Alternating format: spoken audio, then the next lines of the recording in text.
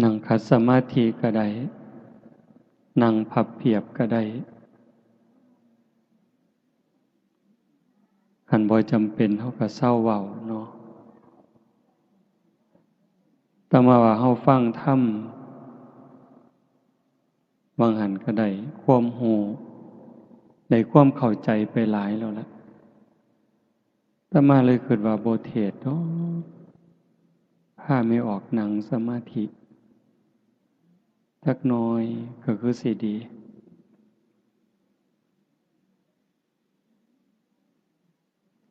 ฟังส่ำนั้นเฮาก็เข้าใจแล้ว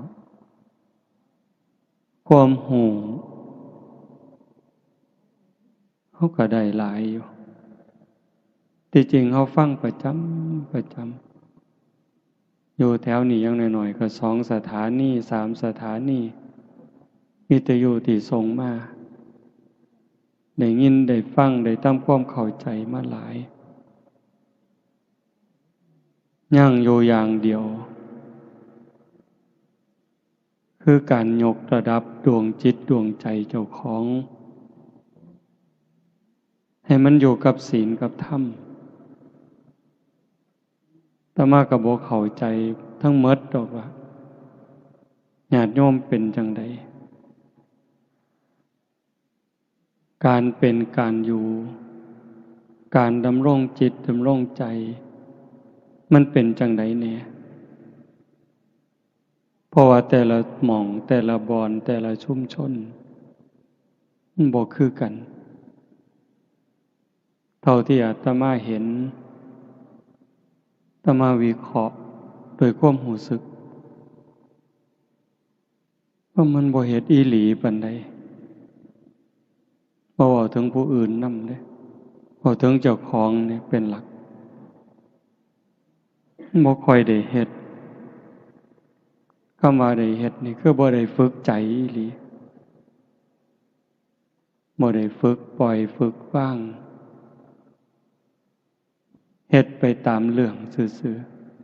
ๆเอาแต่บุญเอิ้นว่าเอาบุญแต่ว่ามันบ่ละบาปพอปานใดบุญก็เฮ็ดบาปก็ทำสัตว์ทั้งหลายจึงเวียนว่ายตายเกิดบ่จบบ่สิ้นคือเฮาได้งานนี้อันนี้เป็นตนาอนุโมทนาสาธุตั้งใจกันอีหลีโยมไม่ออกก็ออกเพิ่นไปนิมนต์แต่โดนๆ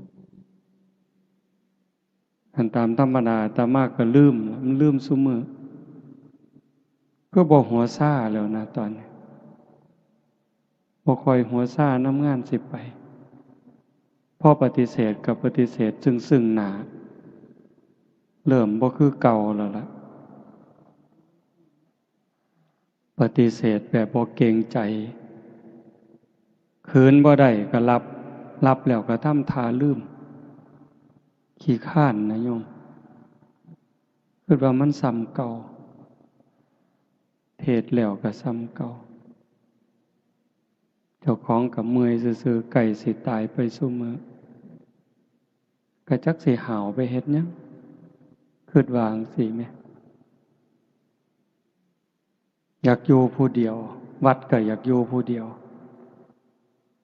ไล่หนี้หมดญาติโยมก็ไล่หนี้หมดไล่ออกจากวัดหนีไปไสก็ไปดีก็ไปดีซะขี้ร้ายก็ไปตามอยากขี้ร้ายโลดมาทำท่าคืออะไรวะว่ามีเงินมีทองอันนั้นอันนี้ถ้ามาก็ไล่หนี้หมดมื้อเช้าก็บ่ได้ไล่อีหลีดอกเว้าให้ฟังอยากอยู่ผู้เดียวพากันหนีซะไปวะพระเณรก็ตัดออกหมดน้องนุ่งเขาเอิ้นว่าลูกศิษย์ลูกหาอาตมาบ่กล้าเอิ้นเพราะว่าเจ้าของบ่พอเป็นอาจารย์ไผเคยดูแลกันมา10 ปี10กว่าปีเก่าวัด10วัดก็บอกว่าขาดกันเด้อบัดนี้ตัดขาดกันหมดจะมาเกี่ยวข้องกันอีก ความคิดสิอยู่แค่หัวในหัววัดโนนกุลมเท่านั้นจากนั้นก็สิบ่คิดฮอดผู้ใดบ่ไปเว้านำผู้ใดแล้วแต่ไผสิดีสิชั่วมันมีความรู้สึกว่าโลกนี่มันคือละคร จริงๆพระพุทธเจ้าก็บอกว่าโลกมันเป็นโรงละครเป็นแดนอุบัติการของบุญและบาปคนดีคนสัว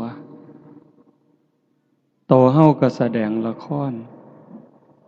ตั้งแต่เด็กน้อยเด็กทารกวัยรุ่นหนุ่มสาวเป็นคนเฒ่าคนแก่เป็นวัยกลางคนจนคนเจ็บคนป่วยคนตายคนห้องไห้คนหัวเราะโตโกงพระเอกนางเอกกิเลสใส่หัวให้แสดงท่าทางขึ้นไปคันผู้มีธรรมก็แสดงบทบาทนั้นด้วยความเข้าใจด้วยความถูกต้องตามหน้าที่แต่ว่าถ้ามันบ่เข้าใจล่ะบ่เข้าใจในเงื่อนไขของธรรมแต่มันเข้าใจแสดงเข้าใจเล่นก็คิดว่าตัวผู้อื่นตบตาผู้อื่นแต่จริงๆกำลังเล่นตลกกับเจ้าของเว้าจังสิโยมสิเข้าใจท่านหรือบ่ก็บ่จักแต่มาเห็นว่าเวลานี่คนมันตัวกันหลายมันขี้ตัวแม่นหรือบ่แม่นนะแต่มาก็บ่ฮู้เด้แต่ว่าด้วยความเข้าใจเห็นจังซั่นโยมตัวกันมันก็พอฟังเพราะว่าโยมแต่ว่าพระตัวโยมมันเป็นตาสั่งตัวคันพระอีหลีบ่ตัวดอกแต่ว่าคนห่มผ้าเหลืองมันตัวคนเฮ็ดจังได๋ก็ได้ว่าแต่ให้ได้มาซึ่งแก้วแหวนเงินทองอำนาจวาสนาชื่อเสียงยศบริวารลืมสนิทว่าบาปมีบุญมีชาติหน้าชาติก่อนนรกสวรรค์มีลืมนึกถึงคำสอนพระพุทธเจ้าที่เป็นสัจจะเป็นความจริงบ่ได้ตั้งใจว่าสิรักษาบ่ได้ตั้งใจว่าสิสืบทอดคำสอนของพระพุทธองค์ด้วยความเคารพสืบทอดคำสอนของพระพุทธเจ้าด้วยความเคารพด้วยความเถิดทูนด้วยความสักการะบูชามื้อหนึ่งอาตมาว่าอาตมาบ่คือเก่าอยู่ใกล้สิปวงแล้วล่ะเบิ่งทรงมื้อหนึ่งไปร่วมงานครูบาอาจารย์ก็หลายนั่งเบิ่งแล้วก็คิดความคิดนะโยมไล่มาตั้งแต่หัวเลยองค์นี้ก็ตกนรกองค์นี้ก็ตกนรกองค์นี้ก็ตกนรกองค์นี้ก็ตกนรกองค์นี้ก็ตกนรกไล่มาจนฮอดเจ้าขององค์นี้ก็ตกนรกเป็นหยังพอความบ่ซื่อเฮาสวดมนต์บางแรงสุปฏิปันโนปฏิบัติดีพระสงฆ์สาวกของพระผู้มีพระภาคเจ้าปฏิบัติดีแล้วอุชุปฏิปันโนพระสงฆ์สาวกของพระผู้มีพระภาคเจ้าปฏิบัติตรงแล้วยายะปฏิปันโนสงฆ์สาวกของพระผู้มีพระภาคเจ้าปฏิบัติเพื่อรู้ธรรมเป็นเครื่องออกจากทุกข์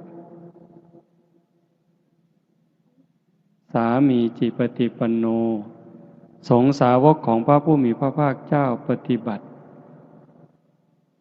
สมควรแก่การต้อนรับแก่การกราบไหว้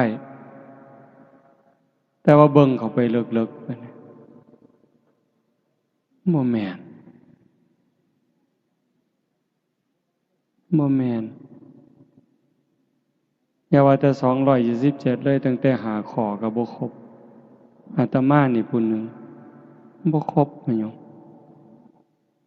ก็เลยว่าโอ้ยคือเป็นตาบาปแท้เนาะบอกจังซี่ญาติโยมก็อย่าตกใจเด้อย่าห่อเหี่ยวโยมมันได้บุญหลายกว่าพระอยู่แล้วบอกแนวนี้ครูบาก็อย่าเครียดคิดบอกเลยคิดโยมหากินเองเนี่ยเขาเจ้าของน้ำเจ้าของพักเจ้าของบักไม้เจ้าของ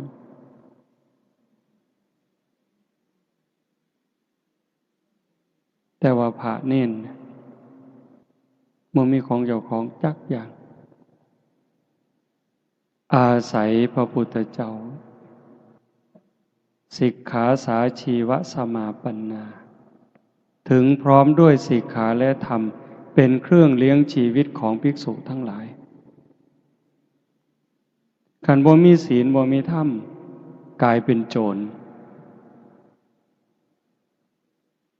ไถยะบริโภคสิเฮ็ดจังได๋ก็แล้วแต่ญาติโยมสิหลั่งไหลไปเป็นหมื่นเป็นแสนคนก็ตามเจ้าก็กลายเป็นโจรอยู่คือเขาคันถ้าบ่เอาศีลเอาธรรมเป็นที่ตั้งการเฮ็ดบุญเฮ็ดทานญาติโยมเฮ็ดด้วยศรัทธาอีหลีอีหลอนี่คืองานตั้งใจเป็นแห้มเดือนแห้มปีเด้ผู้ที่มาห่วมคือกันตั้งใจเป็นแห้มเดือนแห้มปีเป็นพี่เป็นน้องในสายธรรม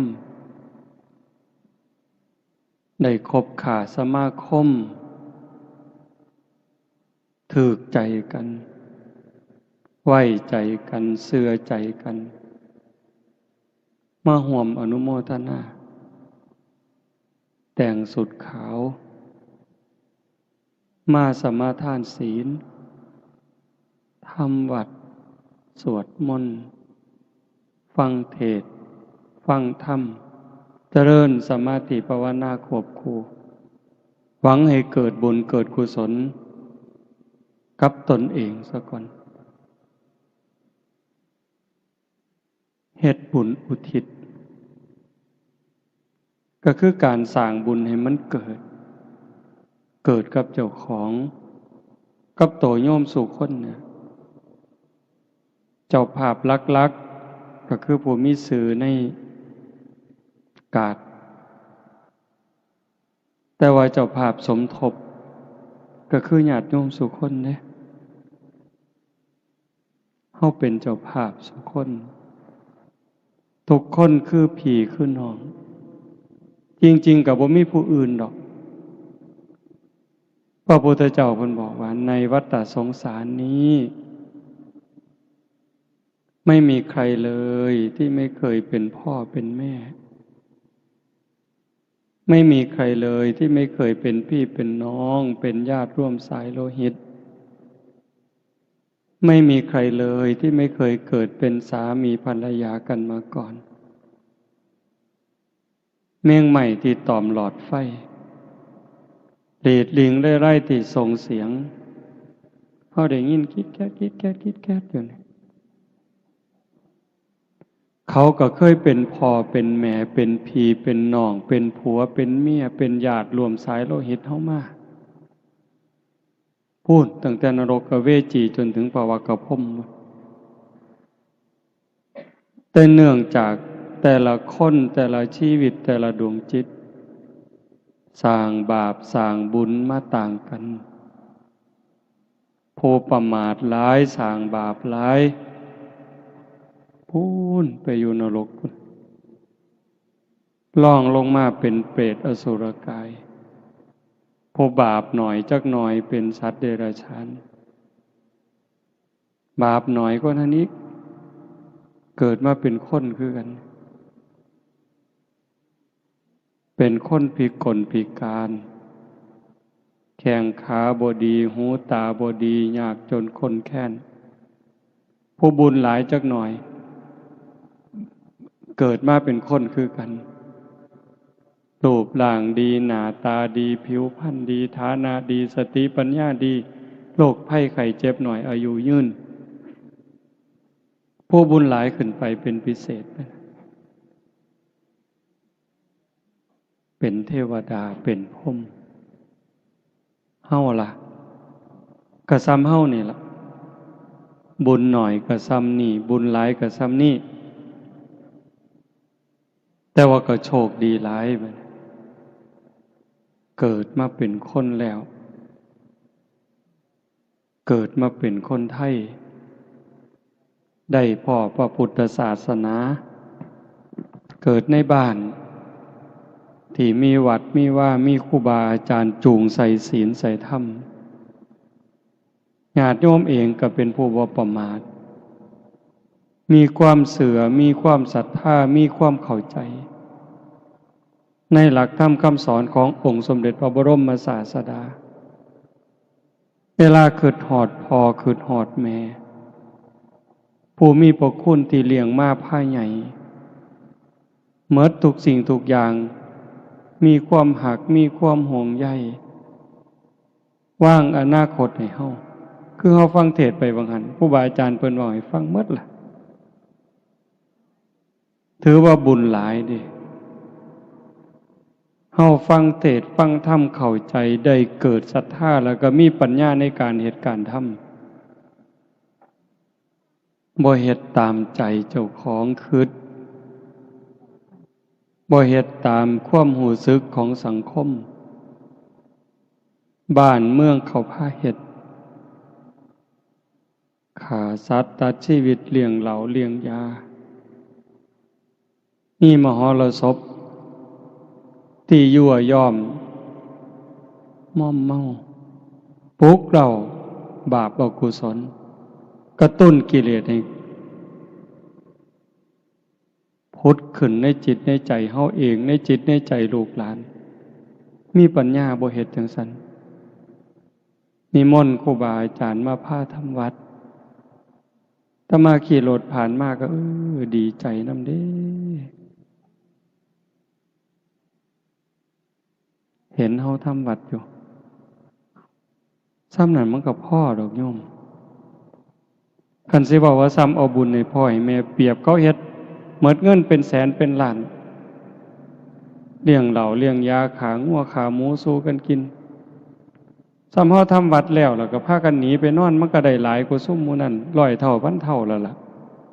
บ่ต้องเว้าถึงมาอยู่ดึกปานนี้เด้นี่หมายถึงบุญอันเว้าวังหันว่าแม่นเฮาสิทำวัดแล้วก็พ่อหนีไปนอนซะมันก็ได้หลายอยู่แต่มันบ่พอสิคุมจิตคุมใจดอกเป็นหยังจังว่าซั่นพอเฮายังสิเดินทางอีกอยู่มันได้หลายเพียงแค่ว่าชนะการเฮ็ดบุญแบบนั้นแต่ว่าการสิเดินทางต่อไปในมือข้างหน้าตัวเฮาเองก็ตามบ่จบง่ายๆการเวียนว่ายตายเกิดถ้าหากว่าเฮายังปิดประตูอบายบ่ได้ปิดนรกบ่ได้ปิดเปรตบ่ได้อสุรกายสัตว์เดรัจฉานบ่ได้บ่ปลอดภัยอะโยมตะยานคันเฮาเบิ่งถึงรายละเอียดในคำสอนพระพุทธเจ้าเนี่ยมันเป็นตะยานถ้ามาเทศน์ดูๆเฮาก็จะได้ยินในวิทยุดงย่างก็จะเปิดอยู่บ่ได้เว้าเอาเองเด้นึกถึงคำตรัสพระพุทธเจ้าที่เขาได้ยินดูดอกเตาตาบอดเขาก็ฟังจนเข้าใจคนเฮาเวลาตายจากโลกนี้โอกาสสิกลับมาเกิดเป็นคนมันมีหน่อยซ้ำกับขนงัวซ้ำกับเขางัวสิได้เกิดเป็นคนเนี่ยมีหน่อยซ้ำเขางัวตัวหนึ่งมีเขา2 เขาแต่สิไปตกนรกเปรตอสุรกายสัตว์เดรัจฉานหลายสับ กับขนงัวอันนี้ก็อีกอันนึงแต่หม่องเป็นตะงึดคนนั้นพระพุทธเจ้าเอานิ้วมือนิ้วเดียวนี่ตัดเล็บสันๆเสมอเนื้อจิกดินก็ติดขึ้นมาในเล็บมันสิจัก10,000 เม็ดขันอย่างหลายถามว่าระวังดินในเล็บนี่ถามพระดูก่อนภิกษุทั้งหลายระหว่างเม็ดดินที่ติดในเล็บเราตถาคตกับเม็ดดินในภูเขาหิมาลัยอันไหนมากกว่ากัน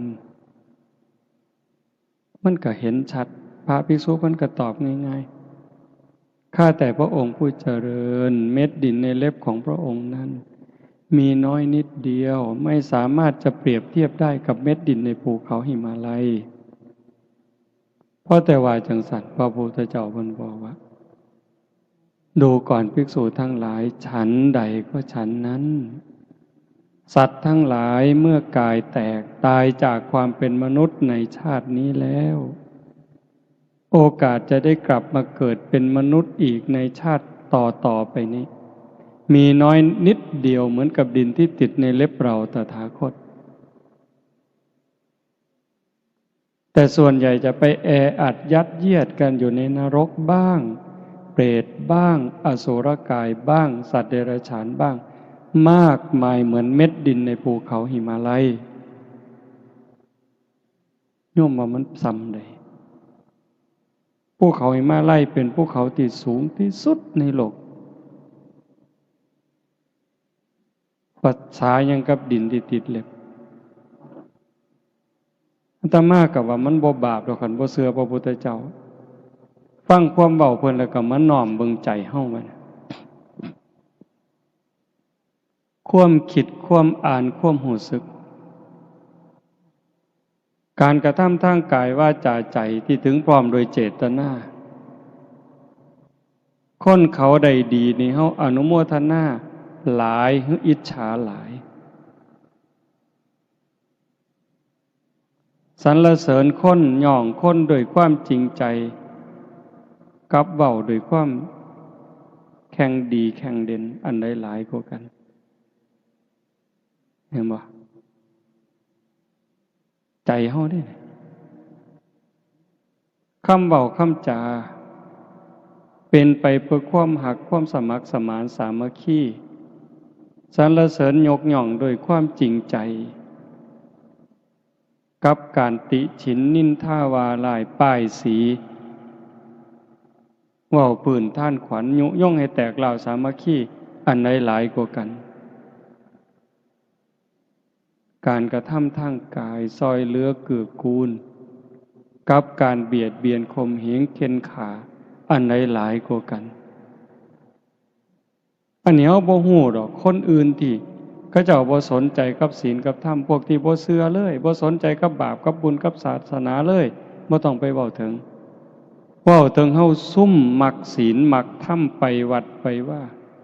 นุ่งขาวห่มขาวเนี่ย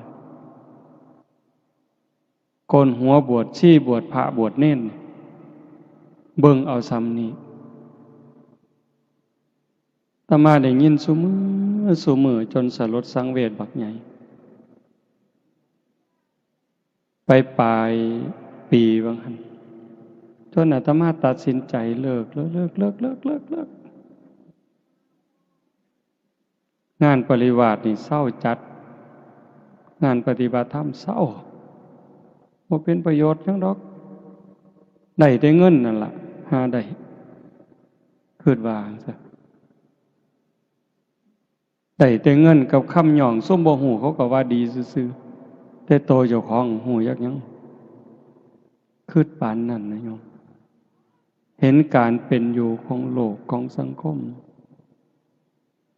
เห็นความเป็นไปในวิถีชีวิตเป็นหยังก็เป็นจังซั่น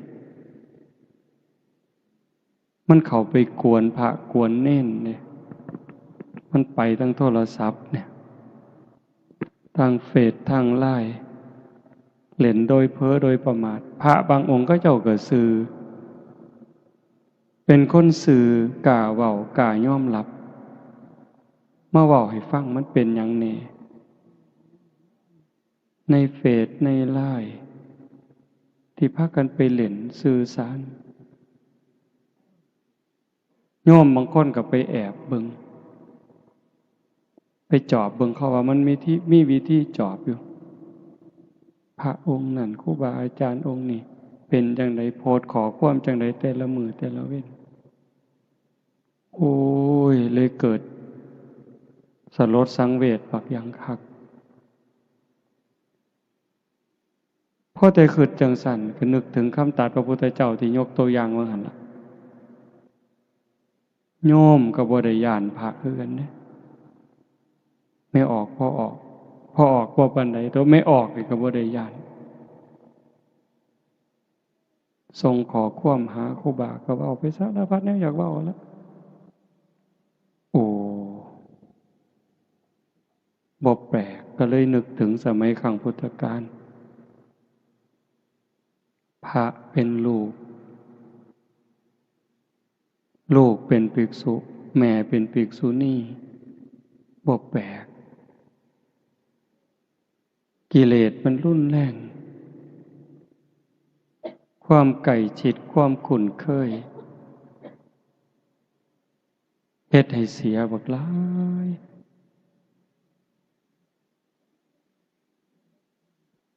ก็เลยมาเบิ่งว่ามันสิไปไสบัดนี้จังว่าถามญาติถามโยมบ่อยๆแล้วก็บอกญาติโยมเสมอว่าฮักเจ้าของบ่ให้ฮักเจ้าของหลายๆเด้อรู้ตนเจ้าของหลายๆห่วงใยเจ้าของหลาย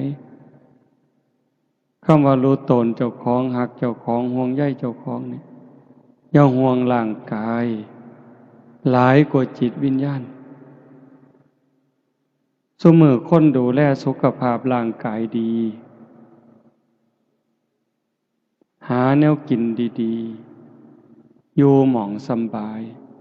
เสื้อผ้าหนาแพร่ดีๆยาบำรุงยารักษาเขามีหอดคอร์ดชะลอไว้วางมือก่อนนี่บ่มือว่านบ่จักจือบ่ได้ความจำอาตมาเสียไปอีกแล้วปีกายเขาว่าเป็นความจำเสื่อมมันกลับมาเสื่อมอีกแล้วกระสร้างมันดอกก็เจ้ามาเป็นหมอหรอกหมอ2-3 คนเมื่อวันที่31คือส่วนมาสวดมนต์สุดท้ายว่าบ่ได้อยู่ไปเรียนคอร์สเข้าคอร์สอบรมพิเศษคอร์สชะลอไว้ก็แม่นคนซุมื้อพยายามสิต่อสู้กับธรรมชาติต่อสู้กับความจริงเริ่มตั้งแต่ต่อสู้กับความแก่ความเฒ่าบ่ยอมง่ายเด้ตั้งแต่ผมก็บ่ยอมให้งอกมันงอกก็ยอมก็แม่นอยู่อยากให้มันงามก็บ่เป็นหยังหนังเหี่ยวก็เฮ็ดให้มันบ่เหี่ยวก็แล้วแต่สิหาวิธี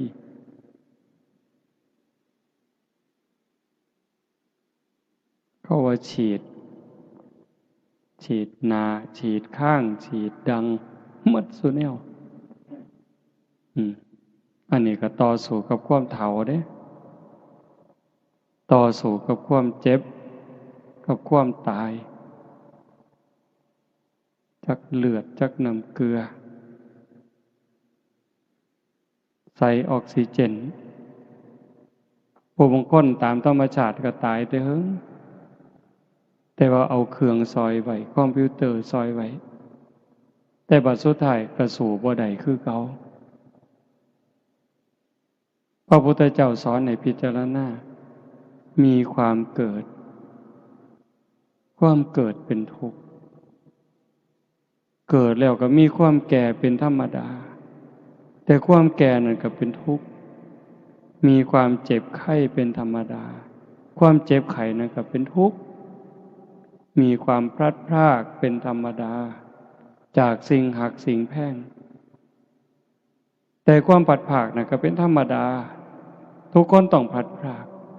มีความตายเป็นธรรมดาทุกคนก็หนีบ่พ้นพระพุทธองค์จึงให้สอนให้เฮาเข้าไปหาความจริงเรียนรู้ความจริงแล้วก็เตรียมตัวรับอย่างมีสติอย่างมีปัญญาคือโยมผู้เป็นเจ้าภาพมื้อนี้แหละตั้งใจเฮ็ดกองบุญกองอทะเพื่ออุทิศถึงพ่อแม่ผู้บังเกิดเก่าผู้มีพระคุณไล่บ่หมดดอกบุญคุณเพิ่นนั้นตั้งแต่เรื่องเล็กๆน้อยๆแค่ความหักความห่วงใยเฮาก็ใช้บ่หมดดอกโยมบ่เว้าถึงว่าเพิ่นเลี้ยงจนใหญ่กล้าหน้าบานมอบทรัพย์สมบัติให้เด้เพียงแต่ความห่วงใยห่วงอนาคตลูกสิเป็นจังใดสิมีอยู่มีกินน้ำเขาบ่สิมีหน้าตาในสังคมบ่สิซอยเหลือเจ้าของได้บ่เกิดจากความห่วงใยเพิ่นจึงขนขวายทุกสิ่งทุกอย่างลูกก็จังมีมื้อนี้พ่อแม่เพิ่นคือกันพ่อแม่เฮาก็คือกันสิยากดีมีจนหาเช้ากินค่ำแม่ก็ตั้งขอทานเลี้ยงชีวิตพ่อแม่ก็มีความหักความห่วงใยต่ออนาคตของลูกเห็นบ่จังซั่นเฮาได้ตั้งใจเฮ็ดกองบุญกองกุศลเพื่ออุทิศถึงเพิ่นนี่มันถูกแล้วที่เฮาบ่เฮ็ดตามเขาว่าบ่เฮ็ดตามกระแสของสังคมเฮาพยายามสิเฮ็ดตามคำสอนพระพุทธเจ้ามันเพียงพอสำหรับการให้ทาน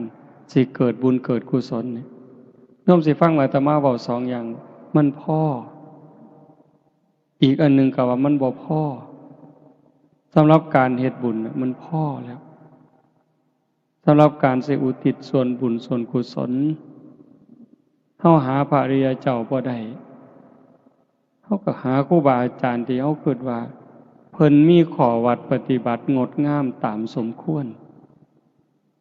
พาฝึกพาหัดเว้าให้ฟังเฮ็ดให้เบิ่งแม่ชีแม่ขาวมีความสำรวมกายวาจาใจเฮาหาได้ดีที่สุดในเวลานี้นอกจากการให้ทานเฮาก็มีการสมาทานศีลรักษาศีลปฏิบัติตามสิกขาบทที่พระพุทธเจ้าเพิ่นตรัสเพิ่นสอนมีการสำรวมระวังกายวาจาใจให้เป็นปกติให้เรียบร้อยให้งดงามอันนี้กลายเป็นเนื้อหน้าบุญเด้นอกจากนั้นตัวเฮาเองก็ได้มีการฟังมีได้การเจริญภาวนาสำรวมจิตสำรวมใจตรงนี้มันส่งผลหลายแต่ที่ว่ามันบ่พอนั่นก็หมายความว่าคันเฮายังปิดประตูอบายบ่ได้เฮาก็ว่างใจบ่ได้อุ่นใจบ่ได้ว่าเฮาสิปลอดภัยในวัฏสงสารเนื่องจากจิตเฮามันกลับกรอกอีหลีรักษายากที่สุดอย่าให้ใจเจ้าของเนี่ยอาตมาก็คือกันความคิดความอ่านแต่ละเวลาหน้าที่เนี่ยบ่อยู่กับหล่องกับรอยแม้กระทั่งว่าเป็นพระเขาสมมุติให้เป็นพระสมมุติให้เป็นครูบาอาจารย์แต่บางเทื่อความคิดความรู้สึกมันเป็นตาอยากอายอยากอายคิดบ่คือครูบาเห็นบ่คันสิว่าแต่ครูบาเพิ่นโยมก็ถามโยมมึงว่าโยมคิดคือโยมบ่แต่ว่าด้วยความเข้าใจลึกๆความรู้สึกของอาตมาว่าโยมส่วนใหญ่นี่ย่านบาปหลายกว่าครูบาอยู่เด้นั่งเถื่อเด้อโยมนั่งเถื่อสำรวมระวังย่านบาปย่านกรรมกว่าครูบาอยู่เด้ครูบามันลึงคันถ้าครูบาย่านบาปบ่กล้าซื้อเลขดอกโยมบ่กล้า คันครูบาย่านบาปบ่กล้าบอกเลขแท้ๆอันนี้โยมกับจะเสือเนี่ยได้คิดเบิ่งเนี่ยสิรวยไปหยังเขาก็บ่ได้ซื้อน้ำก็บ่ได้ซื้อไฟก็บ่ได้เสียกุฏิก็บ่ได้เซาแต่ว่ายังซื้อเลขนำเขาไปเล่นมวยตู้เล่นบั้งไฟไปไกลเลยถ้าย่านบาปบ่กล้าเห็นบ่อันนี้บ่ได้มีเจตนาว่าให้กันเด้เพียงแต่ว่าถึงว่าในใจเนี่ยมันยังเอาบ่ออกคันเห็นไม่ออกผู้สีไข้ๆครูบาก็ลักขึดแนวบ่คือเด้แต่ว่าไม่ออกบางคนบ่กล้าได้เว้าน้ำพระก้มหน้าได้เด้หลายหม่องหลายบอนที่เขาเจ้าฝึกดีๆเวลาบ่น้ำครูบานี่ลบตาก้มลงปั๊บย่างสวนทางกับครูบานั่งพับเพียบก้มหน้าลงปั๊บบ่กล้าเงยหน้าเบิ่งพระเห็นบ่นั่นคือแนวมันเป็นตาย้านก็ย้านไว้ระวังไว้คนโบราณเพิ่นสอนดีแต่ว่าซุมื้อมันเริ่มผสมประสานผู้ย้านก็ย้านผู้บ่ย้านก็บ่ย้านเลยเล่นเว้าหยอกเว้าหัวสนิทชิดเชื่อต่อปากต่อคำตาน้อยตาใหญ่ถ้ามาเคยว่าสิจกตามันได้ยังไงบอกเลยมาเล่นตาสมตาวันนี้จกตาเดี๋ยวนี้ว่าปานนั้นนะโยมโลกมันก็จังเป็นอยู่จังซี่ความเดือดร้อน ความบ่เป็นสุขบ้านเมืองก็ขาดระเบียบวินัยวัดว่าก็เริ่มโรยล่าลงโรยล่าลงมันเป็นจังไดนั่นคือเอาใจออกทางศีลทางธรรมแต่บ่ได้หมายความว่าศาสนาหมดเด้บ่หมดบ่เสื่อมบ่มีเสื่อมบ่เคยเสื่อมแล้วก็สิบ่เสื่อมคันเฮ็ดดีเฮ็ดถูกต้องมื้อนี้บุญกุศลคือเก่าคุณธรรมคือเก่าอากาลิโกปฏิบัติได้ให้ผลได้ไม่จำกัดการจังว่าโยมพอออกไม่ออกพากันเฮ็ดงานบุญนี่ดีใจเห็นโยมพอออกเพิ่นนั่งสมาธิตั้งแต่บุญ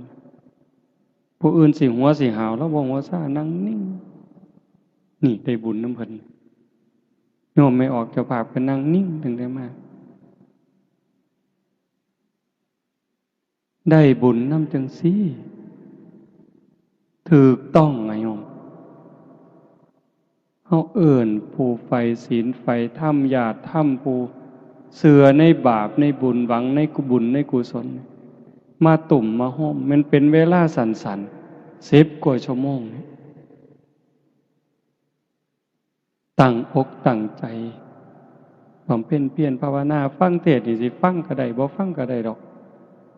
อาตมาว่าฟังก็ได้บ่ฟังก็ได้เบิ่งลมหายใจเข้าเบิ่งลมหายใจออกคันได้ยินเสียงก็ตั้งสติฟังแค่เสียงมันกระทบหูแล้วก็ดับลงเกิดขึ้นแล้วดับไปเกิดขึ้นดับไปเกิดขึ้นดับไปเป็นอารมณ์ของพระกรรมฐานยิ่งพิจารณาเห็นการเกิดดับของเสียงบุญกุศลแห่งหลายโยมมันเลยจากสมถะสู่วิปัสสนาแล้วจิตใจเฮาสิคลายความยึดมั่นถือมั่นบุญมันหลายกว่าเฮามาให้ท่านเป็นแสนเป็นล้านบุญกิริยาวัตถุ10โฮมโยมได้ฟังอยู่ประจำสิ่งที่เฮาเฮ็ดกองอัฏฐะตั้งแต่ผ้าไตรจีวรหมอนสาดกองเข่ากระติบเข่ากระตามหมากยังกระสร้างดอกอันนี้มันเป็นพื้นดีประโทษเด้บ่แม่นบ่ดีเด้ มีอานิสงส์มากมายมหาศาลแต่มันเทียบบ่ได้กับศีลเทียบบ่ได้กับโยมตั้งใจรักษาศีลหาสมาทานศีลหาสำรวมกายวาจาใจให้เป็นปกตินี่มันเทียบฝุ่นบ่ได้เลย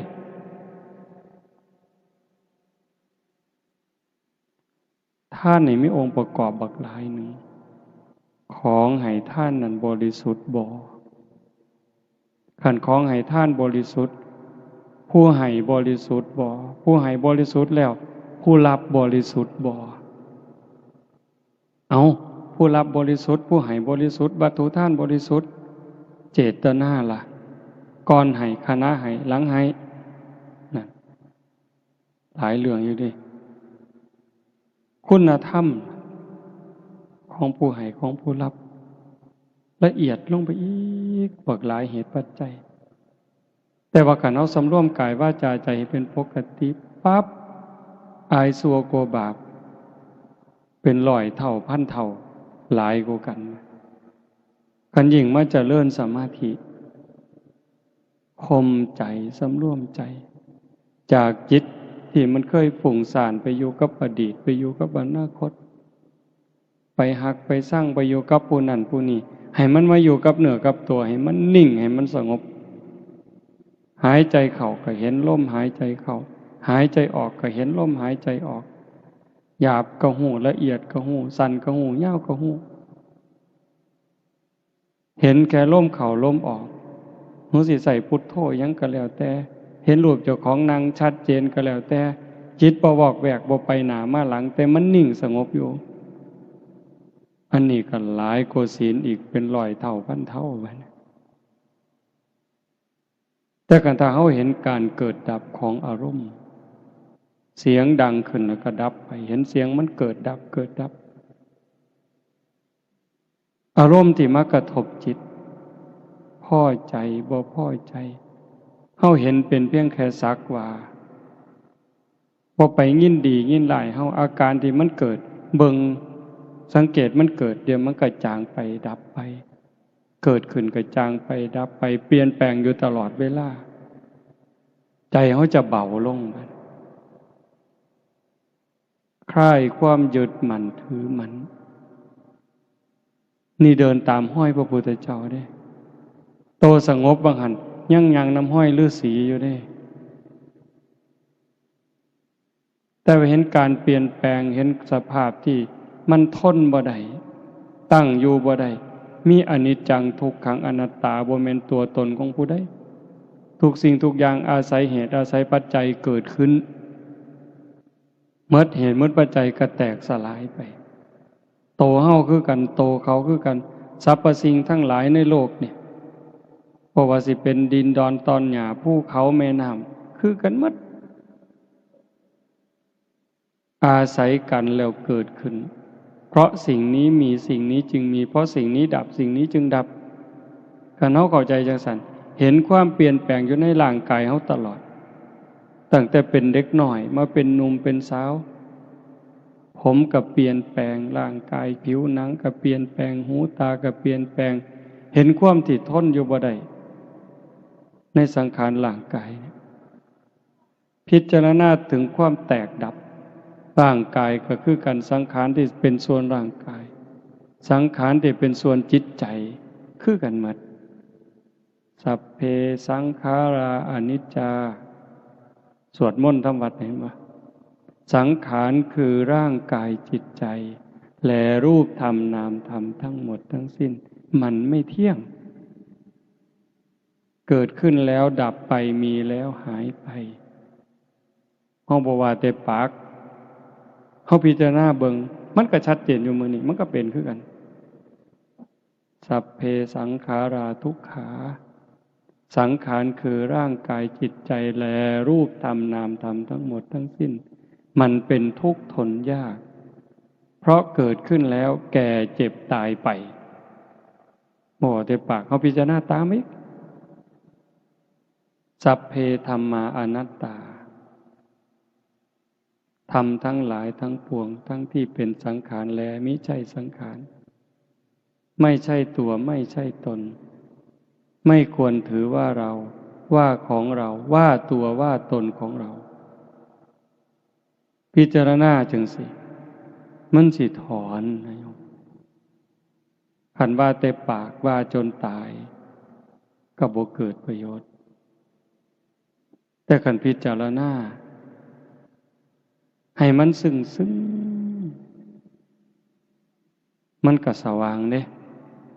แต่มันก็อาศัยกันน่ะตัวความสงบอย่างน้ำห้อยฤาษีที่ว่าว่างั้นมันก็จะเป็นแห้งทรงให้เฮาเห็นห้อยพระพุทธเจ้าได้คิดอยู่จังหนึ่งอยู่ว่าอยากส่วนพี่ส่วนน้องส่วนญาติส่วนโยมว่าปีพ.ศ. 2559เนี่ยเป็นปีฝึกตาย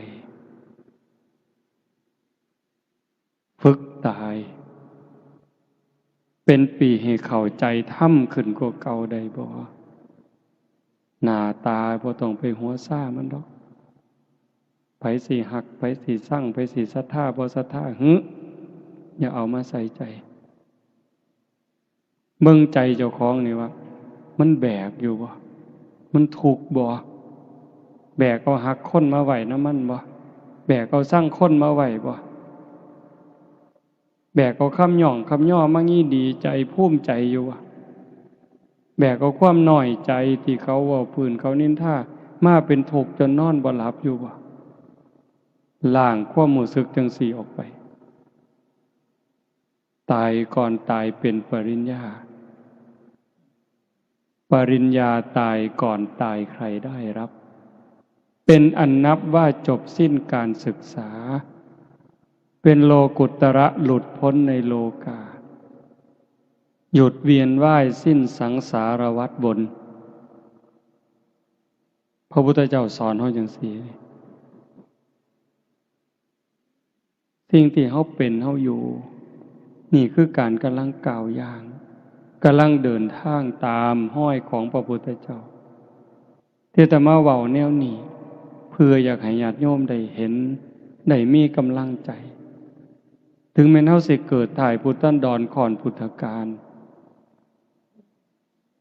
เฮาได้มีโอกาสสร้างน้ำทำบุญได้มีโอกาสได้ฟังเทศน์ฟังธรรมได้เข้าวัดเข้าว่ากล้าหาญจนกระทั่งนุ่งขาวห่มขาวมาแจกข้าวหาพ่อแม่เนี่ยฟังเทศน์ฟังธรรมเฮ็ดต่าง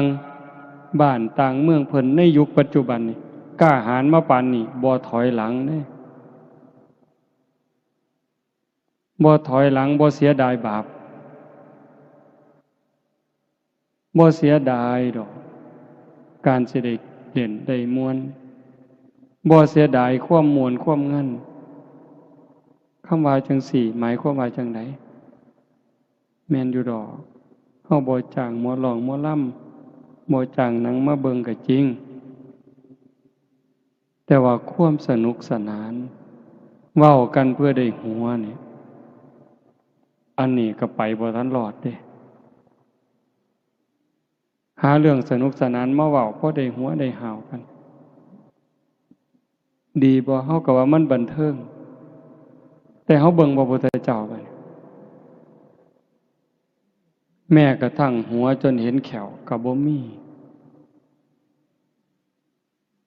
พระพุทธเจ้าเด้พระสาวกคือกันพระอรหันต์เพิ่นคือกันคันเห็นสิ่งที่แปลกประหลาดสิ่งที่อัศจรรย์อย่างหลายเพิ่นก็เพียงแค่แย้มที่มุมปากเห็นบ่เพียงแค่แย้มแต่ผู้เห็นพระภิกษุนำกันเห็นก็สิถามเป็นหยังอาจารย์ยังเป็นจังซั่นอย่างพระลักขณะเห็นพระโมคคัลลานะแย้ม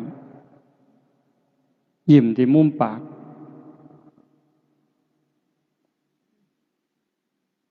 ถามจังซั่นพระโมคคัลลานะเพิ่นว่าบ่ตอบดอก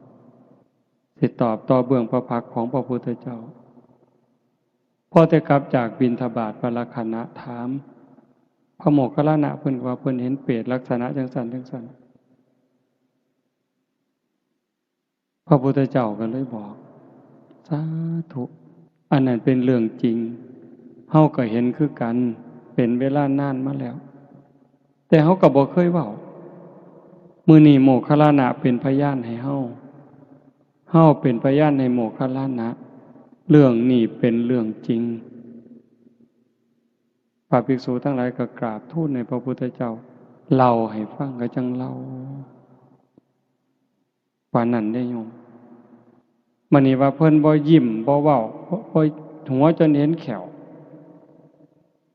เพิ่นเครียดอยู่มีความตึงเครียดมีปัญหาหลายซั่นบ่นั่นคือเพิ่นเห็นตามความเป็นจริงคันมันหัวหาวไปปานนั้นนั่นก็คือบ่ปกติบูดบึ้งก็บ่ปกติคือบ่ติดสายบ่ติดขวาบ่บูดบึ้งแล้วก็บ่ล่าเริงจนเกินคันล่าเริงก็เบิกบานในศีลในธรรมผู้เบิกบานมันม่วนในใจได้โยมเบิกบานในใจเด้บานส่ำใดไม่ออกเคยเป็นหนี้คนแล้วใส่หนี้คนหมดบ่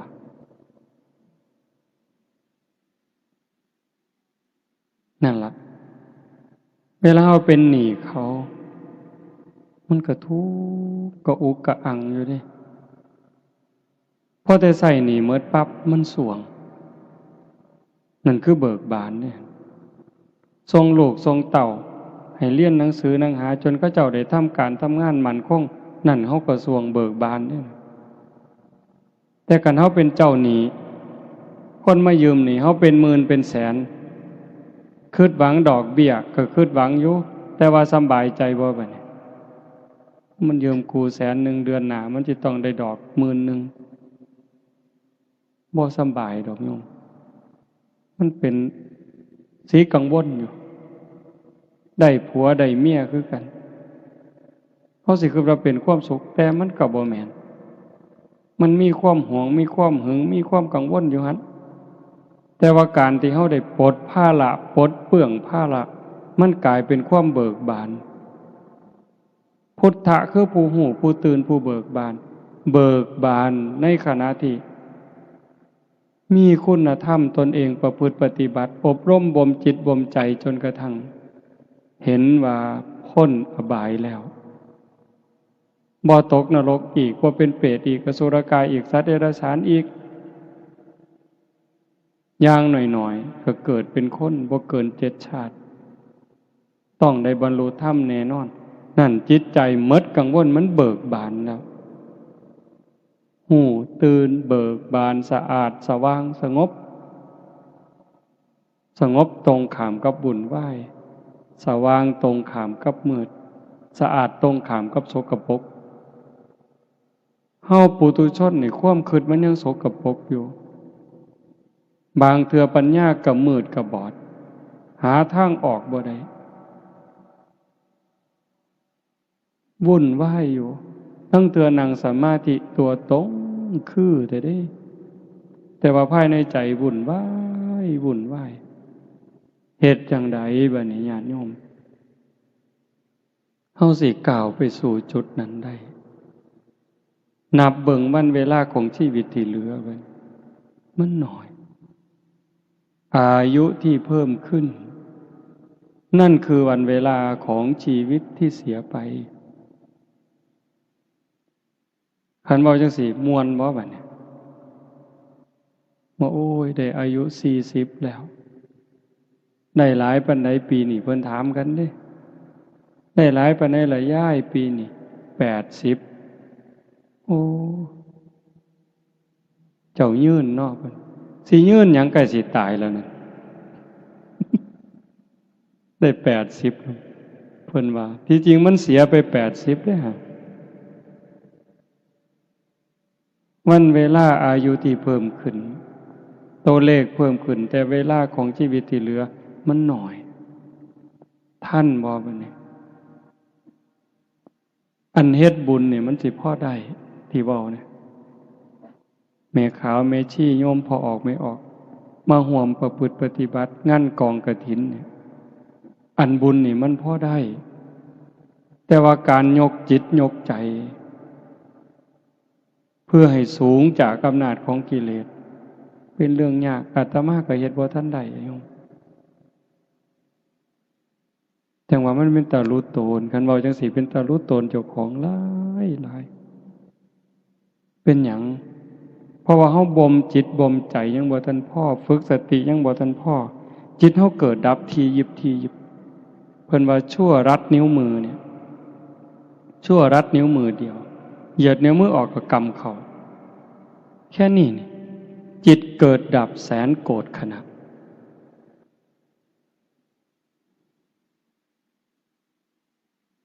ร้อย10,000เป็นพัน10,000เป็นหมื่น10,000เป็นแสน10,000,000เป็นล้าน10,000,000เป็นโกรธแค่เขาเหยียดมือออกแล้วก็กำนิ้วมือเขาปุ๊บจิตเขาเกิดดีใจเสียใจหักสร้างอิจฉาริษยาแสนโกรธครั้ง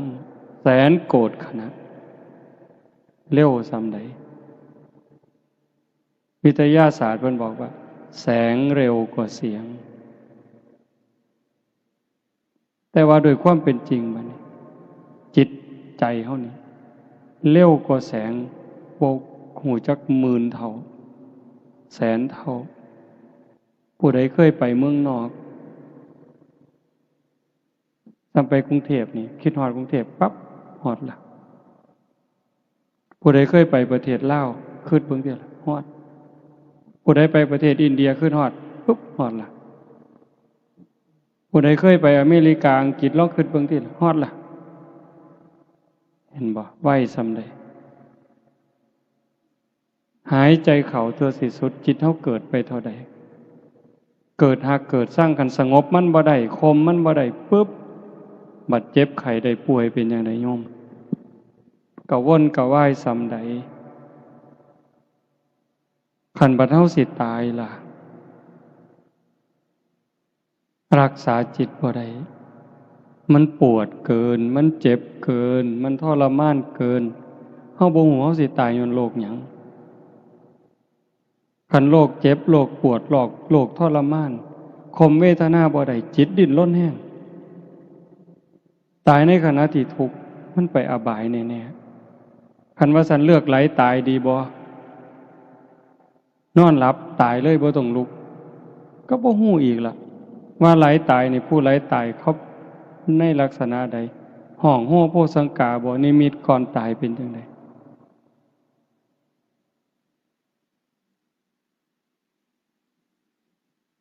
มื้อวันที่31อาตมาขึ้นไปภูเขาหน่อยพระพุทธรูปอยู่นั่นหายามกลางคืนเผื่อมีคนอยากไปนั่งสมาธิพิเศษเอาเฟื่องไปปลูกก็นะขี่รถหน่อยขึ้นไปเอาเฟื่องไปว่างเอาเฟื่องไปยายเอาศาสตร์มาปูไต่ฐานพระมันก็มีศาสตร์เอาศาสตร์มาปูล่มมันผันหลายล่มแห้งย่านล่มพัดศาสตร์ปิวผันเห็นไม้ขอนหนึ่งก็ใหญ่เติบเห็นไม้ขอนหนึ่งยาวประมาณคาแขนอาตมาก็เลยว่าเอาไม้มาทับศาสตร์ดอกพอแต่ไปยกขึ้นปั๊บหลดไม่งอดอยู่ในไม้เมืองความเร็วของมันความเร็วของจิตเด้แต่สติตามบ่ทันดอกปั๊บเนี่ยห้องอาตมาลงห้องนี่โอ๊ะอันนี้เขาให้สมมุติเป็นอาจารย์เนี่ยเว้าแต่กรรมฐานอยู่เรื่อยเว้าแต่เรื่องการปฏิบัติเจริญสติอยู่เรื่อยลักห้องบ่ฮู้โตไม่ออกโอ๊ยเพิ่นว่าโอ้ยบ่โอ้ยซื่อๆโยนขอนพร้อมจักโยนไปไสบ่ฮู้เด้นั่นน่ะพระองค์หนึ่งก็อยู่ข้างๆโยม2คนก็กำลังซอยจักโยนไปไสอาจสิโยนใส่ตีนเจ้าของก็ได้บ่ฮู้ทีเลยโยนเลยคันสมมุติว่าฟ้าผ่าอาตมาก็ตกนรกคือจังไดก็ตามสมมุติว่าไม่งอดตอดแล้วตายตอนนั้น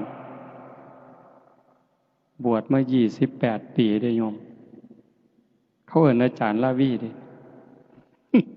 เขาเอิ้นพ่อครูเด้ขี้ร้ายบ่หมู่เจ้าว่าเห็นบ่ขี้ร้ายบ่นี่เป็นตาอยากอายบ่โอ้ยเป็นตาอยากอายคักเด้อคุยบ่ได้โยมมื้อนี้เฮาไปเฮามาขี่รถขี่เรือไปหันไปนี้สิพากันเปิดเพลงฟังสำบายโอ้ยบ่แม่นดอกโยมกินข้าวกินน้ำสิอ่อนซ้อนน้ำแซ่บอยู่นั่นบ่แม่นหาแค้นเขาตายเด้ไปไสล่ะในเมื่อควบคุมจิตบ่ได้ตรงนี้เป็นตาย้านโยมถ้าว่าถึงบุญนี่มันคักอยู่แล้วแต่ว่าคนเฮ็ดบุญมันก็ตกนรกเห็นบ่พระนางมัลลิกาพระมเหสีของพระเจ้าอุเทนก็อาตมาจำบ่ผิดเราเฮ็ดบุญมาบักอย่างคักบักอย่างหลายแต่จิตดวงสุดท้ายไปเฮ็ดบาปคิดเห็นบาปนิดเดียวตกนรกเอลกาปัตตนาบวช20,000 ปีเด้โยม20,000 พรรษาเด้บ่ได้บวชขี้เล่นๆเด้บวชประพฤติปฏิบัติหวังเป็นพระอรหันต์หวังหลุดพ้นพุ่นเด้บัดใจสิขาดบวช20,000 ปีเนาะเอาบักอย่างคักหวังบรรลุธรรมเป็นพระอรหันต์แต่ว่าจิตดวงสุดท้ายบัดใจสิขาดภาพที่ตนเองเฮ็ด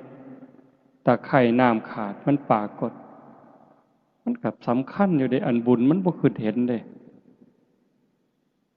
คือเห็นตะไคร่น้ำพันข้อมันเกิดนิมิตมา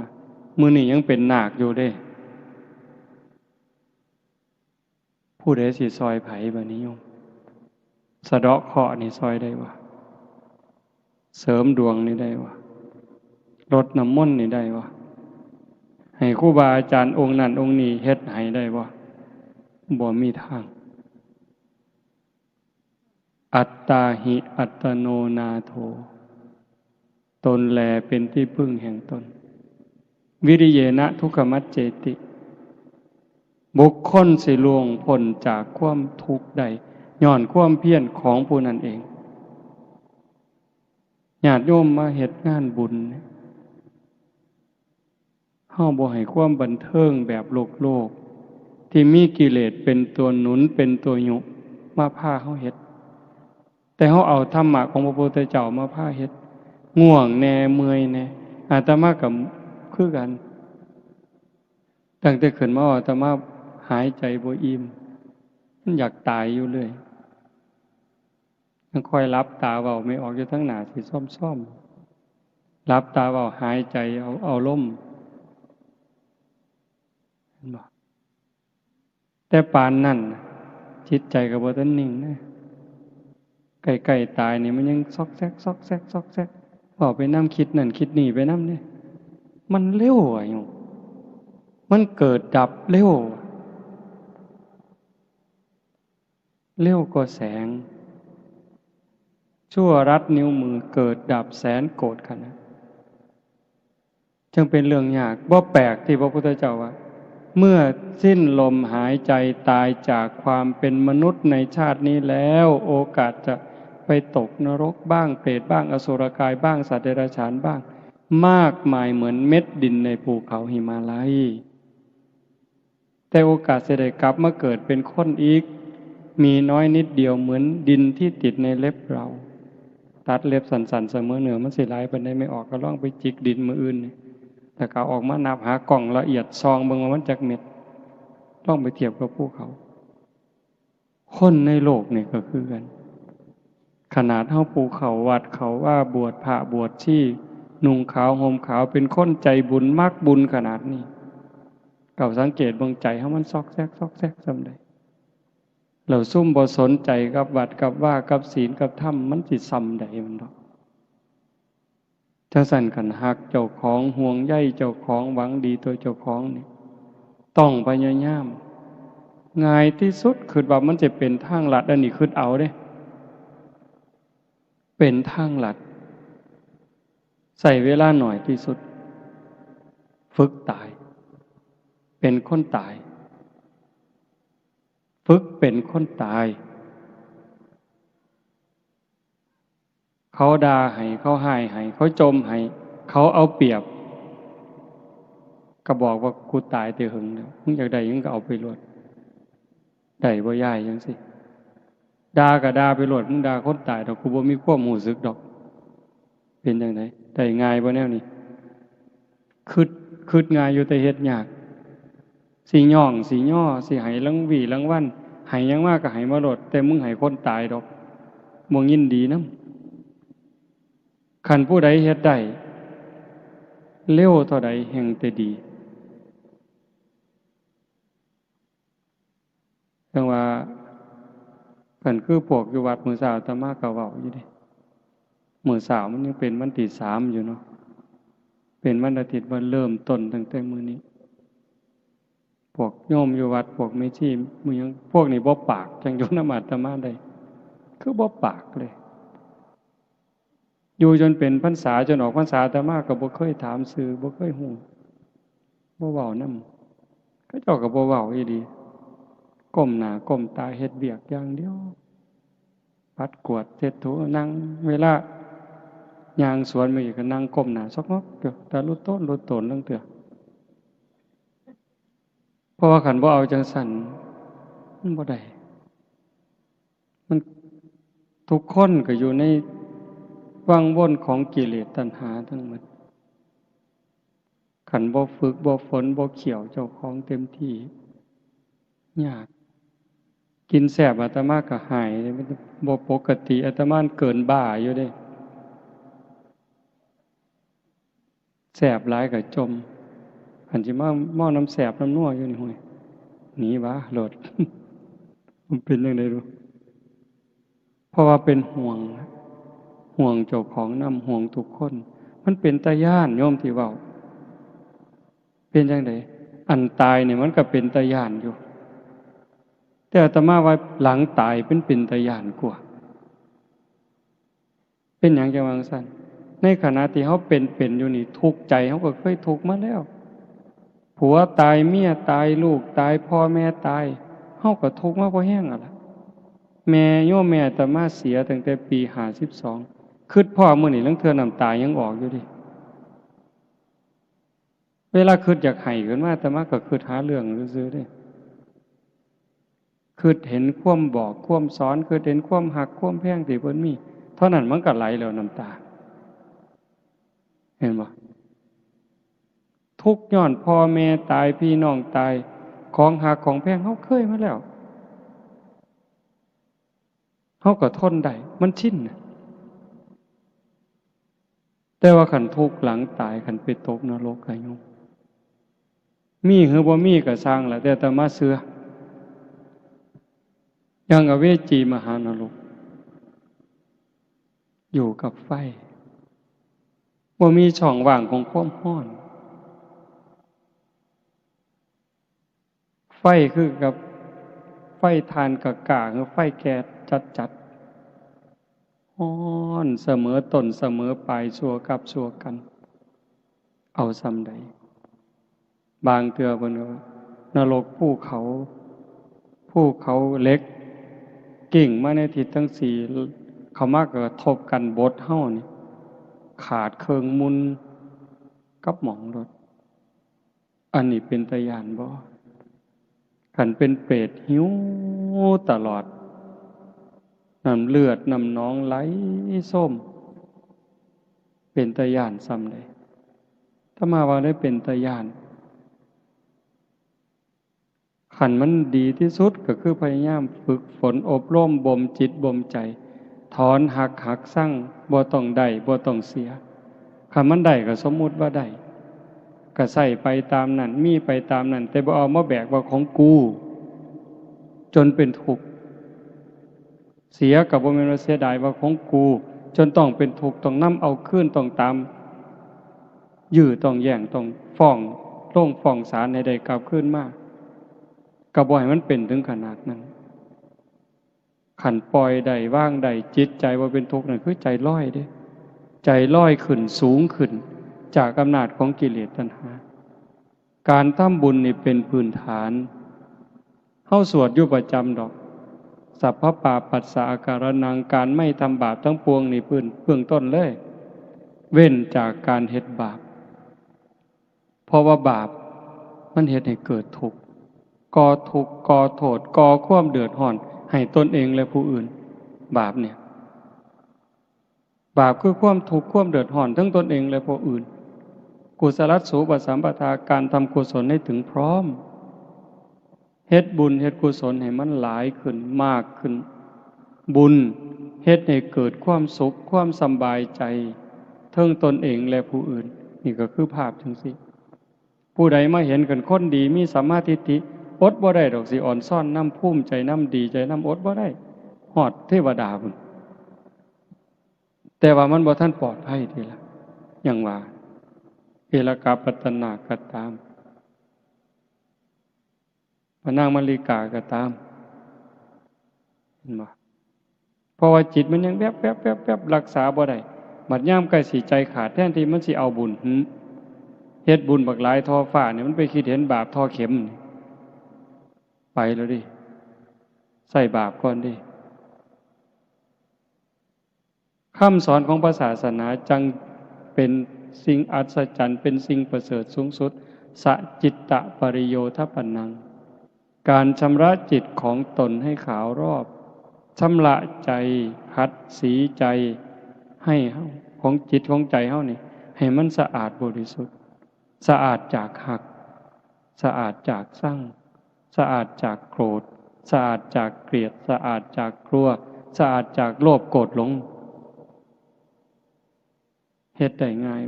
บ่ง่ายคันมันง่ายกับบรรลุธรรมกันหมดแล้วก็จังต้องเพียรการให้ทานเนี่ยเป็นอุบายเพื่อเอาชนะความขี้ทีคันเฮาสิว่าเอาบุญก็หมายความว่าการให้ทานนี่เฮ็ดให้เฮามีอยู่มีกินเกิดชาติหน้าชาติใหม่สิเป็นคนร่ำคนรวยคนสวยคนงามนี่ว่าเอาบุญบ่ให้เกิดแต่คันว่าตามห้อยพระพุทธเจ้าไปการให้ทานเป็นอุบายเอาชนะความขี้ทีขี้เหนียวบ่หยุดรักษาศีลคันว่าแบบว่าบุญเพื่อให้เกิดมางามรักษาศีลเฮาสิเกิดมางามโรคภัยไข้เจ็บน้อยรูปร่างหน้าตาดีผิวพรรณดีโรคภัยไข้เจ็บหน่อยอายุยืนนั่นน่ะบอกจังซี่เลยแต่คันว่าตามห้อยพระพุทธเจ้าอีหลีบัดศีลเป็นอุบายออกจากการเบียดเบียนบ่เบียดเบียนตนเองบ่เบียดเบียนผู้อื่นคันบ่เบียดเบียนมันก็บ่มีบาปมันก็บ่มีโทษบ่มีเวรบ่มีภัยมันก็สะอาดไปเรื่อยศีลเป็นเครื่องชำระบุญเป็นเครื่องชำระศีลก็เป็นเครื่องชำระศีลก็เป็นอาภรณ์เห็นบ่ล่ะการเจริญภาวนาคันว่าแบบเอาบุญเจริญภาวนาเฮ็ดให้เฮาฉลาดก็แม่นอีหลีเบิดเกิดชาติหน้าพบใหม่ฉันใดก็สิเป็นคนมีสติมีปัญญาเฉลียวฉลาดอันนี้เว้าแบบเอาบุญแต่คันเว้าตามพระพุทธเจ้าการเจริญภาวนาเป็นอุบายเอาชนะความหลงความงมง่ายเพราะว่าการเจริญภาวนาเฮ็ดให้เกิดสติเกิดปัญญาฉลาดก็จริงแต่คันลึกไปกว่านั้นมันประหารกิเลสได้เกิดปัญญาจนสามารถเอาชนะกิเลสได้งานบุญอุทิศบุญอัฏฐะในมื้อนี้เฮาบวชลูกบวชหลานนำแล้วขบวนการทำนี่ล่ะมันมีครบสิเอาแบบบุญก็ได้เอาแบบพระพุทธเจ้าก็ได้ท่านเพื่อให้ร่ำให้รวยอุทิศถึงพ่อแม่ก็บ่ผิดขันคักไปกว่านั้นท่านเพื่อเอาชนะความขี้ทีคนขี้ทีมันท่านบ่ได้ขันแม่นท่านก็หวังหลายกว่าเก่าท่านหาบาทอยากถือเลขรางวัลที่1พูนปวงบ่บัดนี้เจ้าว่า ท่าน10 บาทท่าน100 บาทก็ฟังแต่เขาสิอ่านชื่อคันเขาบ่อ่านชื่อก็นอนบ่หลับยามมื้อเช้าไปถามผู้ใหญ่บ้านเป็นหยังบ่อ่านชื่อข่อยเพิ่นว่าบ่แม่นแต่โยมเด้อาตมาก็เป็น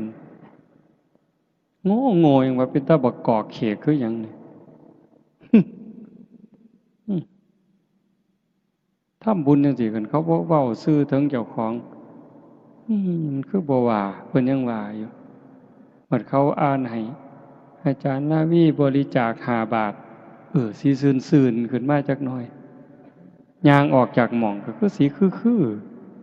เบิ่งติล่ะมันอยู่ในนี่โยมกิเลสนี่มันอยู่ในนี่คันเว้าแม่นแนวเป็นตัวเป็นตนเป็นแต่จับมาขายอีหลีเนาะโยมเนาะมันเป็นแต่จับมันมาจับขาตีใส่ดินพุ่นนี่ผลบ่แม่นมีแต่มันจับขาเฮาตีใส่ดินพาเฮาเกิดพาเฮาตายพาเฮาตกนรกมกใหม่เกิดมามีแต่โลกแต่ไผ่นี่โยมไม่ออกเพิ่นถามว่างั้นบ่ไปเดินทุดงค์น้ำเพิ่นบ่เพิ่นไปจังใดตั้งแต่ย่างขึ้นมานี่ยังกุจุกระจะคันย่างบิณฑบาตมาบิณฑบาตมื้อนึงต้องเซา2 มื้อโยมอาตมาบาปหลายจังว่าคันบางมื้อบ่หาแต่ได้ปานนั้นเด้คันย่างตีนเป้าแน่จักหน่อยย่างหม่องบ่นี่แน่กึกกักมื้อนั้นไปเบิ่งเขาเฮ็ดภูเขาย่างไปซองนั่นซองนี้เฮ้ยบ่พอ10 นาทีไปบ่เป็นแล้วจักเป็นย้อนบาปย้อนกรรมอันใดย้อนผิดศีลผิดธรรมมาก่อนนั่นล่ะก็เลยเป็นแนวนั้นจังว่ามันเป็นตาย้านมันส่งผลทั้งหมดโยมเคยเว้าอยู่อันหนึ่งที่พระพุทธเจ้าเพิ่นบอกว่าขึ้นชื่อว่ากรรมแล้วจะมากก็ตามจะน้อยก็ตามจะไม่ให้ผลนั้นไม่มีสัพพังนรานังสัพพลังสุจินังนะกัมมุนาอากินจนะโมฆะมัตถิขึ้นชื่อว่ากรรมแล้วจะมากก็ตามจะน้อยก็ตามจะไม่ให้ผลนั้นไม่มียกตัวอย่างให้ฟังผู้คนก็สิได้ยินแล้วพอซ้ำเรื่องใส่เบ็ดเนี่ยซ้ำเรื่องใส่เบ็ดทุกมือก็ได้รับผลบ่แล้วไม่ออกเป็นอยู่ว่ากัดปากเจ้าของนี่แม่กัดลิ้นเจ้าของอาตมาเนี่ยซ้ำกินน้ำก็กัดโยมมื้อเช้าก็กัดข้างนี่กัดพิศพแซ่บปานใดภาษากินน้ำตั้งแต่นอนหลับๆก็ลั่นกึบใส่คือเห็นตั้งแต่ใส่เบ็ดตอนนั้นปากกบปากปลามันสีกมันขาดเนาะสอดก็สอดข้างเขียดเอาเขียดแก่หน้ามาใส่เบ็ดประคอเขากำลังตั้งกกตั้งกอแดดแอมแซมตอนบ่าย 1บ่าย 2นี่ปลาคอมันกินดี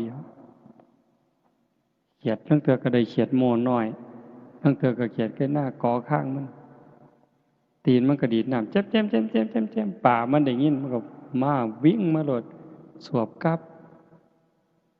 กินเขียดแต่ว่าปลาก็ติดเบ็ดตั้งเถื่อกับบ่หอยปากมันหอยข้างมันหอยก้นมันตรงนี้แต่มาเห็นแล้วปากนี่เห็นแล้วก้นก็เห็นแล้วจับเม่งกระบี่ผู้ใดเคยเห็นไม่ออกนี่สิบ่ดื้อปานใดดอกเนาะบ่คือซุ่มผู้ชายเนาะแต่เป็นเด็กน้อยนี่จักแนวจังสีบ่มีผู้ใดบอกให้เฮ็ดได้มันหันมึนเนาะย่องจับปึ๊บดึงก้นออกปั๊บหญ้าเสียบปั๊บปล่อยบาดนี้ม้วนปะโทปะท้ายบัดมันเอาขึ้นเป็นจังได๋บัดให้มันเอาซ้ำนี่เด้ออย่าหลายกว่านี้เด้อไปอินเดียปีกายขี่รถจากบ้านเฮาไปลงกรุงเทพขี่เครื่องบินไปลงโกกัตตาขี่รถจากโกกัตตามาขยายยังบ่ทันฮอดดอกระหว่างเครื่องทางมันเป็นสีคันๆก็ว่าสีเก่าเนาะเอามือมาซูนปุ๊บปั๊มขึ้นเลยไข้ขึ้นมาจังซี่ซ้ำนี่ล่ะปวดคันๆเจ็บบ่ฮู้จักอาตมาบ่ฮู้ว่ามันเป็นอันใดก็เลยถามคนว่าฤทธิ์ดวงทวารเป็นแนวใดมันบ่แม่นมันอยู่ผิวหนังนอก มือที่หามันแตกกันทั้งเลือดทั้งหนองเนาะสอดสบงมาใส่ผ้าจีวรทั้งเหม็นพุ่นมันเน่าเนาะจากนั้นมากก็สิเดือนละเทื่อปวดขั้นกันมากแล้วก็แตกบัดฮอดซุมือนี่หามือเทื่อ4 มือเทื่อโอ้ตั้งแต่เอามือไปค้ำมือเลือดแดงจึงครึ่งเอาไปโหลดเด้อเขียดเลยว่ะมึงที่ละโยมภาษาซ้ำนี่ได้นี่อันเธอไปตัดขี่ไก่เดือนเป็นขู่เป็นถังใส่เบ็ดกบเบ็ดปลาแบบนี้โอ้จากมันสิมาเอามือได้เด้นี่ตั้งแต่เป็นเด็กหน่อยก็ย่านแน่บ่ย่านแน่ดอกเฮาก็ว่าอยากให้พ่อแม่ได้กินตั้งแต่เพิ่นมีไก่สิขาไก่สู่เพิ่นกินทั้งย่านทั้งหานเพิ่นตีค่อยๆตีแห้งๆมันยังจะตายยากบัดนี้ปวดหัวสันตัวบัดน่ะอีหลีอะโยมเอาโดนฟื้นตีทั้งเธอสิตีก็ย่านมันตายคันบ่ตีก็ว่าสิกินมันตีแห้งมันห้องก็ย่านมันแต่พอสุดท้ายก็เอาจนตายจนได้หั่นล่ะวะมันจะมาปวดหัวอยู่เรื่อยนี้บ่พ้นดอกยายเล็กๆหน่อยๆจังสิเฮาสิใส่แนวใดถามว่าเฮ้ยยาย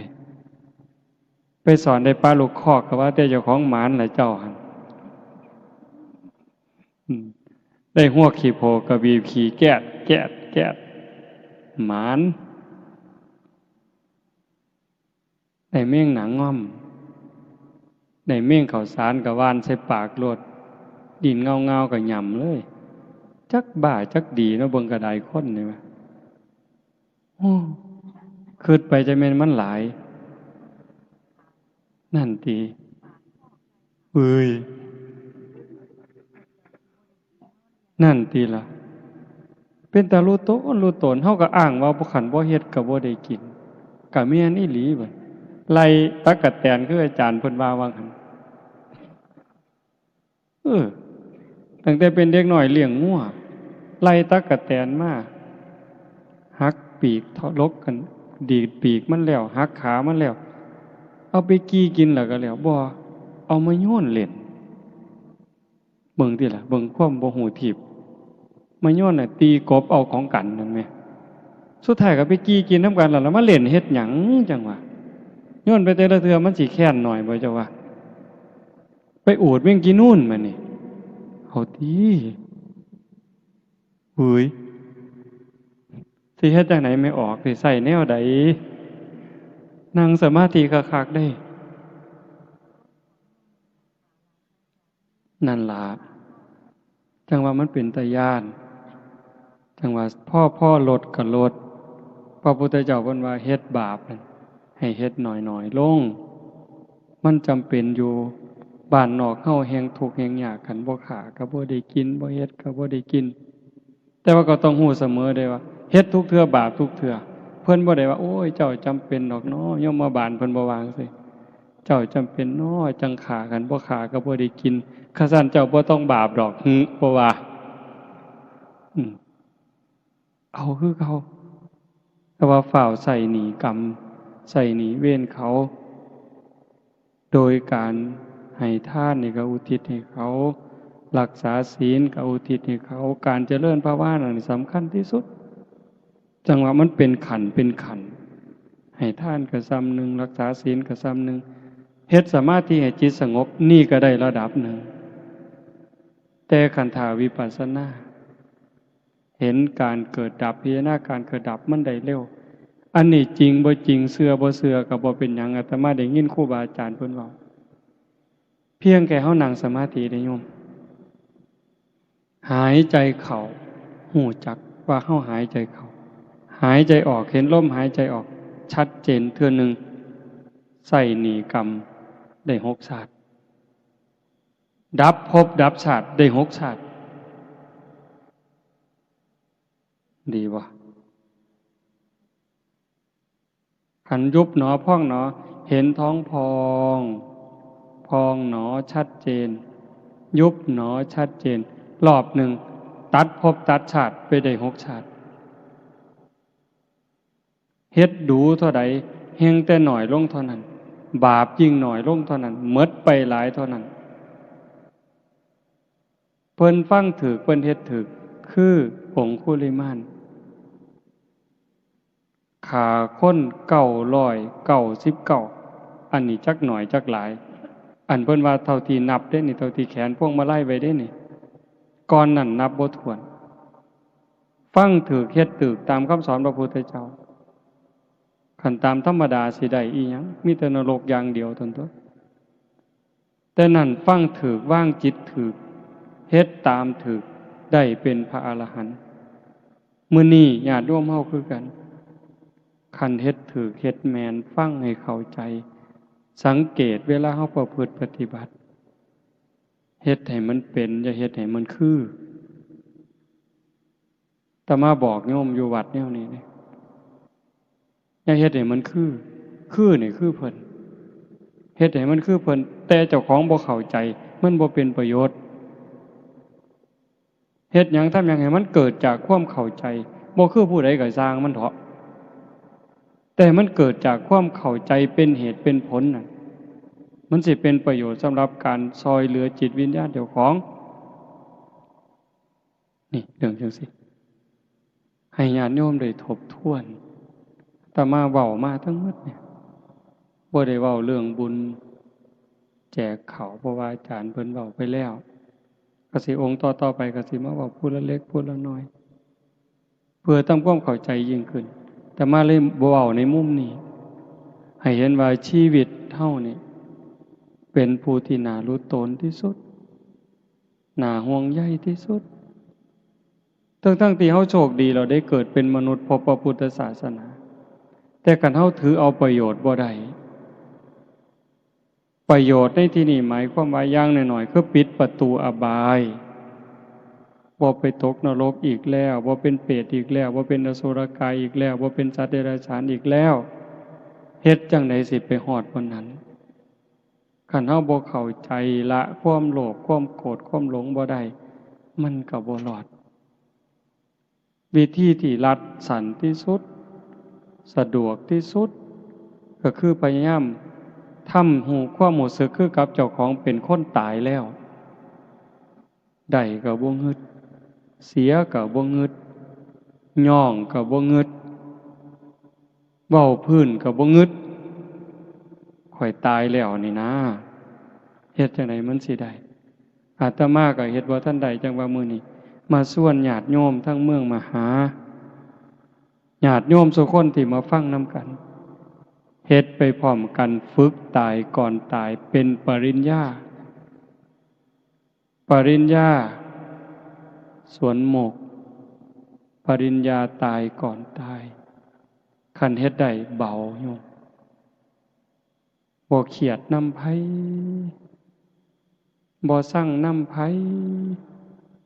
บ่ม่วนนำไผม่วนนำแต่ธรรมะม่วนโดยบ่ต้องหัวบ่ต้อง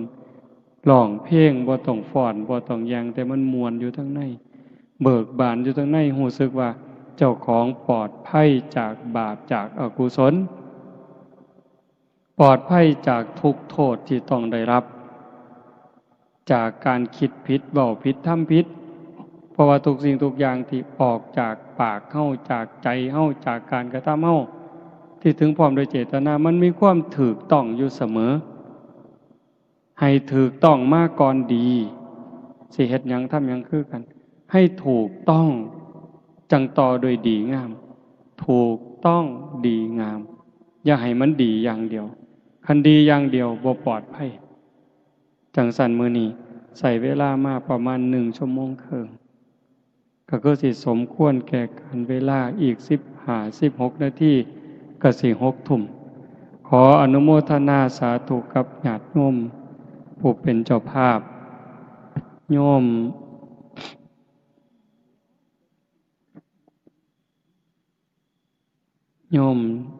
สงวนใจโยมละอองศรีใช่ปัญญาโยมสหัสชัยโยมสาวนีพันโยม ณภาพรจันใสโยมจำเริญโยมคำพันธ์พิเคราะห์กิจโยมต้องพูนเบญจวรรณสีเชียงสาโยมชาติชายอุไลจันใสโยมจาติรัตน์ดวงรัตน์จันใสโยมสมบูรณ์สุปานีสีเชียงสาโยมสุรชัยลาดาชัยปัญญาพร้อมทั้งลูกหลานญาติพี่น้องญาติโยมสุคนพิเศษนาคอยู่ไสบุนี่ออกเมื่อแล้วอธิปัตย์โยมที่ระวัดจันใสบวชจักมือบุนี่จักพรรษาก็เป็นตาลุโตนเป็นตาหนาเห็นใจมื้อนี้อยู่วัดกับผู้หนึงแต่กี้ว่าบ่เอาได้อาตมาว่าบ่เอาได้แต่ก่อนคันบ่บวชตลอดชีวิตนี้อย่ามาไก่บ่เอาดอกบัดเบิ่งไปเบิ่งมาบ่ได้บวชนะหมอก็ไปบวชคือเก่าบวชบ่บวชเนาะเบิ่งแล้วเป็นตาลุโตนบัดไปบวชอยู่บางหม่องทำวัดก็บ่ได้ทำบ่ต้องถึงว่าวัดเช้าดอกวัดแลงก็บ่ทำจักอยู่จังได๋นั่งสมาธิมันสิได้นั่งบ่เดินจงกรมสิได้เดินบ่บวชแล้วก็หมู่ก็ไปเล่นน้ำนั่งถ่ายมอเตอร์ไซค์หมู่ก็ไปดีดกีตาร์จักหน่อยครูบาก็ขอดีดนำแหน่ หมู่มาเล่นน้ำก็เว้าเพื่อนผู้สาวให้ฟังโอ้ยเป็นตารุตนก็เลยให้บวชมื้อนี้ก็มีมาเรื่อยๆผู้ละ7มื้อผู้ละ9มื้อ15มื้อก็จักสิเฮ็ดจังไดโยมเอ้ยแก่บ่ตกแล้วล่ะคันบ่เฮ็ดก็บ่ได้ก็เป็นตารุตนจักหน่อยก็สิว่าบวชมาบ่แห้งแล้วศาสนาพุทธก็บ่มีหยังดอกพากูกินตัวข้าวแล้งเพิ่นสิว่าอีกห่วยก็เลยให้บวชจังซั่นบวชหน่อยก็ให้เพิ่นตั้งใจพ่อแม่ดีญาติพี่น้องดีมีครูบาอาจารย์ดีก็ย้ำเตือนกันเอาแนะนำกันเอาเด้ออนุโมทนาสาธุถ่ายที่สุดก็ขอรัตนาอ้างอิงอำนาจแห่งคุณพระศรีรัตนตรัยคุณของพระพุทธเจ้าพระธรรมพระสงฆ์และอำนาจแห่งบุญกุศลคุณงามความดี